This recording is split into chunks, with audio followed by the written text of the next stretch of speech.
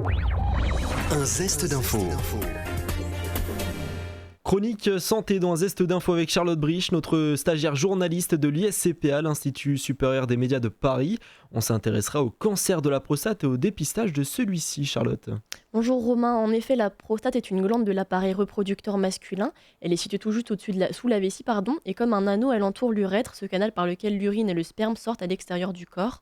Le rôle de la prostate est de produire le liquide prostatique, un des composants du sperme avec le liquide séminal et les spermatozoïdes, et de stocker temporairement le sperme avant l'éjaculation, puis de se contracter au moment de l'éjaculation, participant ainsi à l'expulsion du sperme. Le cancer de la prostate est le type de cancer le plus fréquent chez les hommes. On estime qu'un homme sur 7 en recevra le diagnostic, le plus souvent à partir de la soixantaine. Bien qu'aucune cause particulière n'ait été découverte, il existerait une prédisposition génétique. La plupart des cancers de la prostate évoluent très lentement. D'ailleurs, la grande majorité des hommes chez qui l'on détecte ce cancer mourront d'une autre cause. Bien souvent, la tumeur demeure localisée dans la prostate et a des effets limités sur la santé, provoquant parfois des troubles urinaires ou érectiles. Il peut arriver cependant que certains cancers évoluent et s'étendent plus rapidement. Mais alors, face à un cancer de la prostate, quand faut-il se faire dépister ? C'est la question que nous avons posée au docteur Frédéric Urbain, médecin généraliste. Alors, il faut que je vous parle du docteur Richard Ablin. C'est un médecin américain qui a inventé dans les années 70 le PSA, donc c'est un dosage prostatique spécifique antigène, qui permet de dépister précocement le cancer de la prostate. Plusieurs décennies après, le docteur Ablin a exprimé ses regrets d'avoir fait cette découverte. Il dit « j'aurais jamais dû découvrir ça ».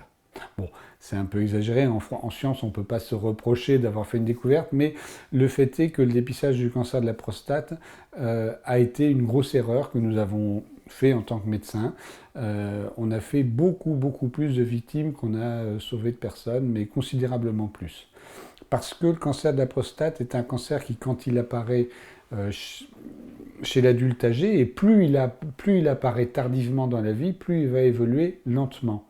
Et donc la majorité des hommes qui ont un cancer de la prostate, c'est-à-dire en fait tous les hommes, s'ils arrivent à un âge suffisamment avancé, ne mourront jamais de leur cancer. Ils mourront avec leur cancer, mais qui ne les aura pas embêtés. De surcroît, les traitements du cancer de la prostate sont assez lourds, ils ont des conséquences pour la santé assez handicapantes.